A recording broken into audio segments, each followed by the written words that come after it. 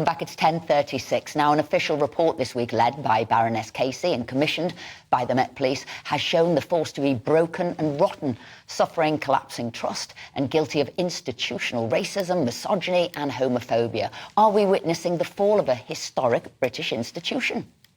Rick Muir, Director of the Police Foundation think tank, and former Met Detective Peter Bleksley join us now. Peter, if we can start with you. You know, you're a former Met Police detective. It can't be very pleasant to read what Louise Casey wrote about your former employers and where you used to work. Do you accept her findings that the Met Police is institutionally racist, misogynistic and homophobic?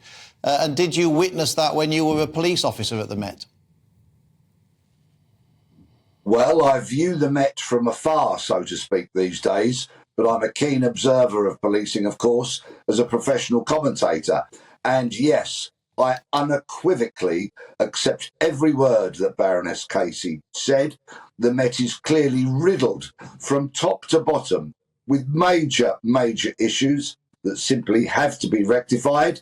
Back in the day, and I'm talking about the late 70s and the early 80s, when I was a uniformed officer, I shamefully saw racism, was affected by it, became a part of it, and simply was too cowardly to stand up and speak out about it.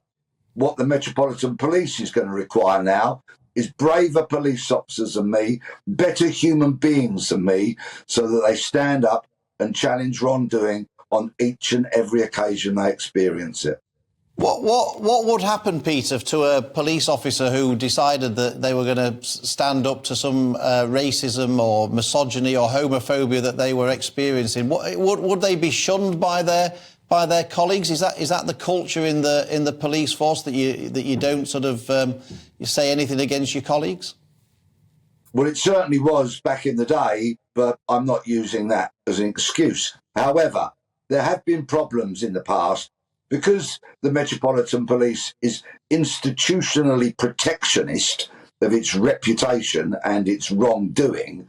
Whistleblowers have been seen as rocking the boat, and many of them have had their careers curtailed. They've been moved sideways. They've been denied promotion opportunities purely and simply because they broke the norm. They rocked the status quo and they told supervisors about what they'd seen. The Met has to change that entirely, because Baroness Casey's unflinching and brilliant report was the iceberg into which the Metropolitan Police crashed this week, and it is now holed beneath the water. And so there needs to be enough hands on deck, enough truth tellers, in other words, to save this ship from sinking. Rick, you heard what Peter said there, but I want to question the word institutional.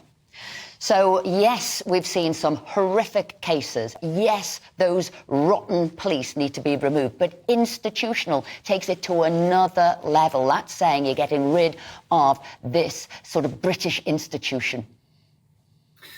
Well, Esther, I think the word is deserved in this case. And, you know, if you read Baroness Casey's report, I think it's quite clear it is institutional. I mean, I agree very much with Peter's description of the situation, and I don't think it's changed very fundamentally. It's changed in some respects, but there's still very significant problems. And the reason it's institutional is for this reason, that there are racists, homophobes, misogynists within the police.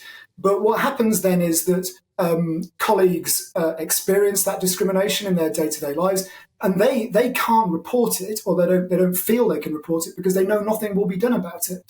And that's why it's institutional. It's because it's not that most police officers are racist. It's there is a minority who are, but nobody tackles that minority, and there's a kind of culture of silence and just wanting to keep your mouth shut around it.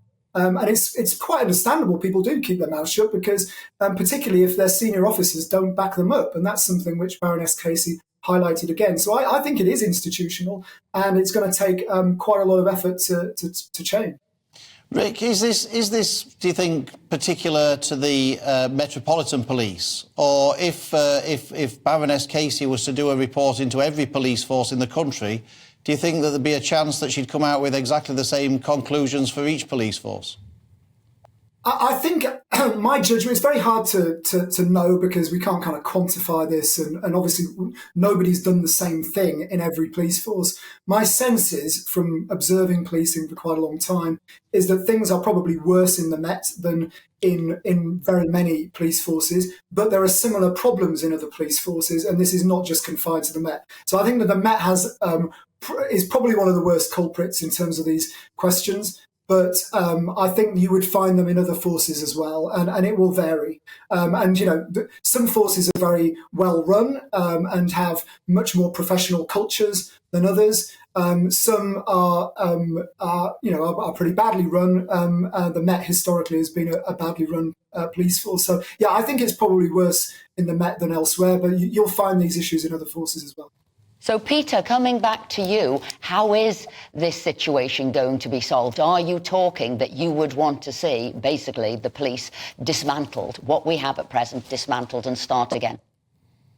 Well, we need a very effective police service, a professional police service. Every man, woman and child in the country needs a professional police service. But the Met won't be resolved merely by top-down diktat. That is just manifestly doomed to fail. It's also got to be a bottom-up process.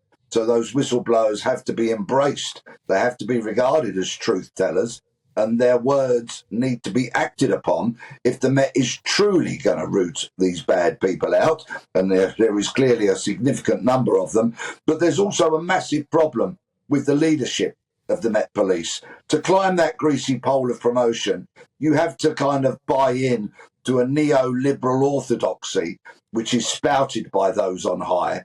And if you don't toe their line, then you won't get promoted. And sadly, many of those senior police officers in the Met will have seen this racism, this homophobia, this sexism and misogyny during their careers. And you can pretty much bet your bottom dollar they didn't call it out. So they remain part of the problem. And until this organisation unfailingly looks itself in the mirror and improves dramatically, then we, the public of London, are going to be failed. Peter Bleksley, former Met Police detective, and Rick Muir, director of the Police Foundation, thank you very much indeed for joining us this morning.